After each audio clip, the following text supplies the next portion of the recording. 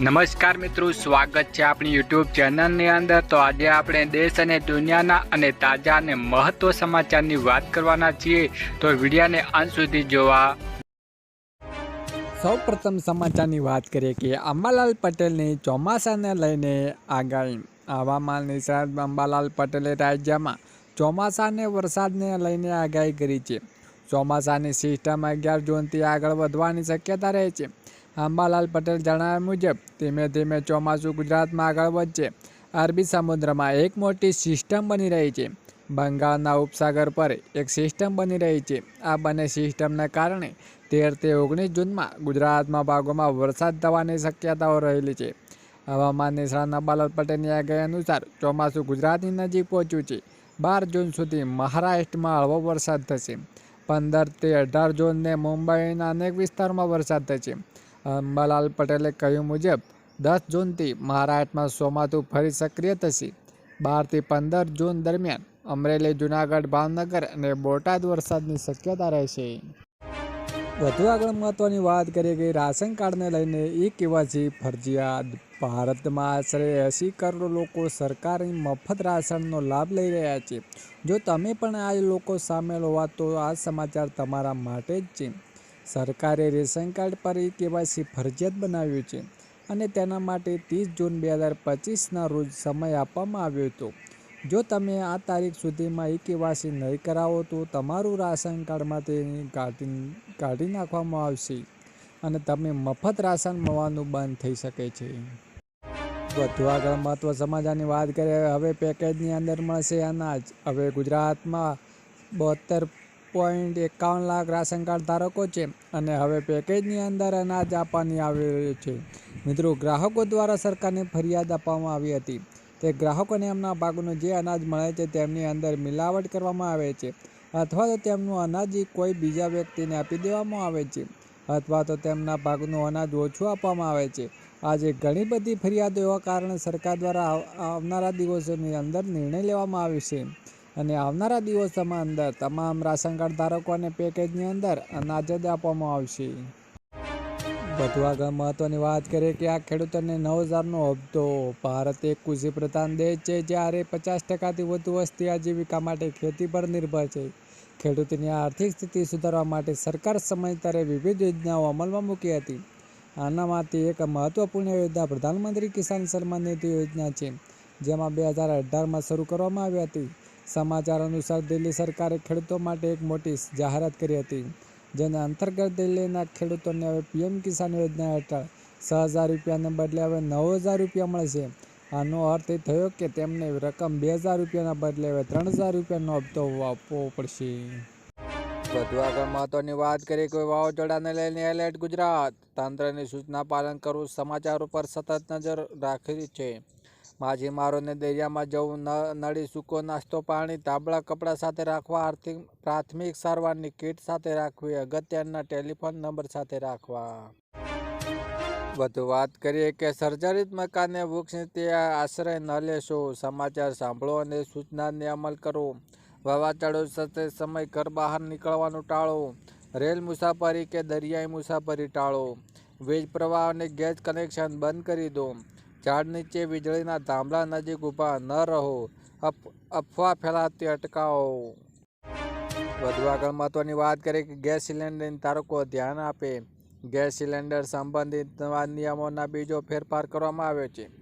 Gas cylinder book કરવા માટે ઈ-કેવાયસી પ્રક્રિયા શરૂ રહેશે।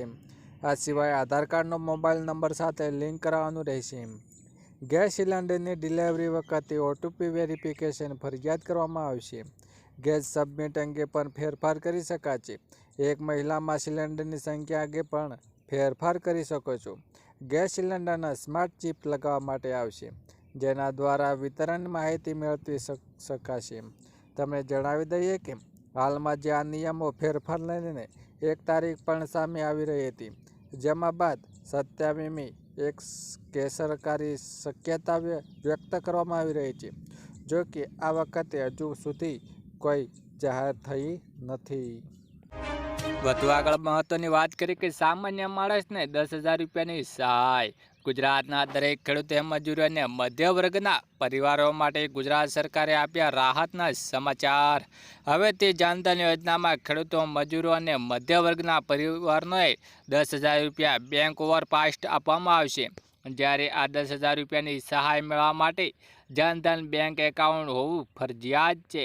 જ્યારે પહેલા યોજના હેઠળ 5,000 રૂપિયાની સહાય આપવામાં આવતી હતી, તે હવે વધારીને 10,000 રૂપિયા કરવામાં આવી છે। વધુ આગળ મહત્વની વાત કરીએ કે 50,000 રૂપિયા મફત સહાય। રાજ્યમાં માર્ગ અકસ્માતને બનાવ વધી રહ્યા છે, જ્યારે ગુજરાત સરકારે એક મહત્વનો જારી કરી છે, જેમાં મુજબ રાજ્ય કોઈપણ સ્થળે કોઈપણ વ્યક્તિ અકસ્માત ઇજાગ્રસ્ત થાય તો તેને નજીકની સરકારી કે ખાનગી હોસ્પિટલમાં તાત્કાલિક સારવાર આપવામાં આવે છે। રાજ્ય સરકાર તરફથી 50,000 રૂપિયાની સહાય પણ આપવામાં આવે છે। ઇજાગ્રસ્ત વ્યક્તિને 48 કલાકની જ વિવિધ જાતની તમામ પ્રકારની સારવાર મળી રહે છે। તેઓને જીવ પણ બચાવી જાય તેવું હેતુ સરકાર રકમ સીધી હોસ્પિટલને જ આપે છે। વધુ આગળ વાત કરીએ કે બેંક એટીએમમાં મોટો ફેરફાર। જો તમે એટીએમમાંથી પૈસા ઉપાડો છો તો સમાચાર તમારા માટે મહત્વપૂર્ણ છે। આગામી સમયમાં એટીએમ ટ્રાન્ઝેક્શન માટે વધુ ચાર્જ વસૂલવામાં આવતો reserve bank of India RBI ATM interchange fee વધારવાની મંજૂરી આપી દીધી છે, જે 1 મે 2025થી લાગુ થશે। રોકડ ઉપાડ માટે ફી 17 રૂપિયાની જગ્યાએ 19 રૂપિયા થશે। બેલેન્સ ચેક કરવા માટે 100 રૂપિયાની જગ્યાએ 7 રૂપિયા થઈ જશે। In charge fee ATM interchange fee charge છે એ બેંક બીજી બેંકને ચૂકવે છે જ્યારે અન્ય બેંક એટીએમનો ઉપયોગ કરો છો। વધુ આગળ મહત્વની વાત કરીએ કે યુરિયા ખાતરમાં 50% સબસિડી। નેનો યુરિયા સહાય યોજના। કેન્દ્રીય ગૃહમંત્રી અમિત શાહે થોડા દિવસો પહેલા ગાંધીનગર ખાતે સહકારી દિવસની ઉજવણીમાં ભાગ લીધો હતો। તે આંતરરાષ્ટ્રીય અપેક્ષા સાથે જોડવાની જાહેરાત કરી હતી। સાથે જ તે દિવસે ગુજરાતના ખેડૂતોને મોટી ભેટ આપી હતી। તેમના ખેડૂતો માટે નેનો યુરિયા માટે 50% સબસિડી આપવાની યોજનાનો પ્રારંભ કરાયો હતો। તે અમિત શાહે નાણાકીય વર્ષ 2024 અને 25 માટે સહકારી MGR2 યોજનાઓ હેઠળ ખેડૂતો દ્વારા નેનો યુરિયા ખરીદી શકવા માટે 50% સબસિડી આપવાની યોજનાનો પ્રારંભ કરાયો છે। જ્યારે આ કાર્યક્રમ સહકારી મંત્રી અમિત શાહ અંતે 3 ખેડૂતોને નેનો યુરિયાની કીટ પણ આપવામાં આવી હતી। વધુ આગળ વાત કરીએ કે મહિલાઓને 2 લાખ રૂપિયાની ભેટ। સરકારે મહિલાઓ માટે મહિલા સ્વાવલંબન યોજના શરૂ કરી છે।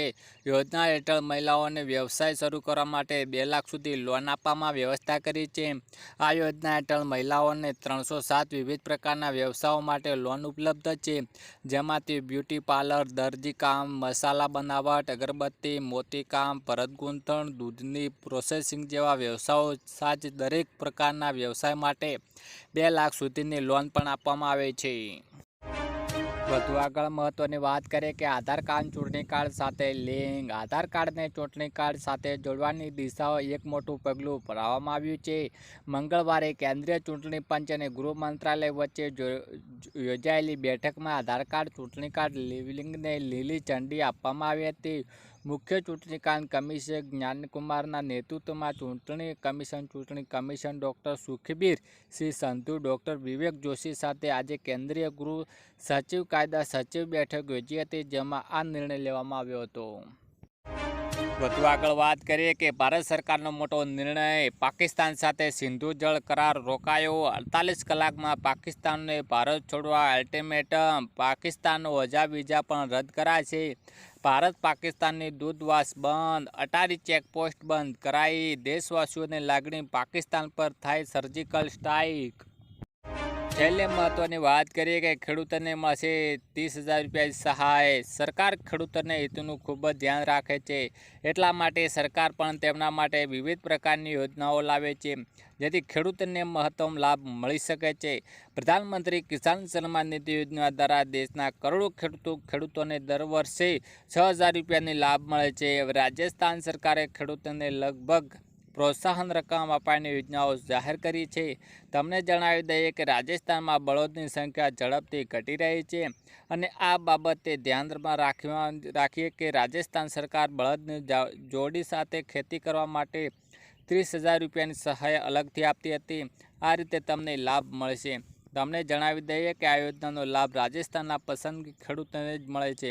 યોજનાનો લાભ મેળવવા માટે ખેડૂતો તેમના નજીકના મિત્ર પર જઈ શકે છે અથવા તમને રોજ કિસાન સારથી પોર્ટલ દ્વારા અરજી કરી શકે છે. અરજી કર્યા પછી તમને ઇસ્ક્રો ઓપરેટ તરફથી અરજીની રસીદ મળશે. Yeah.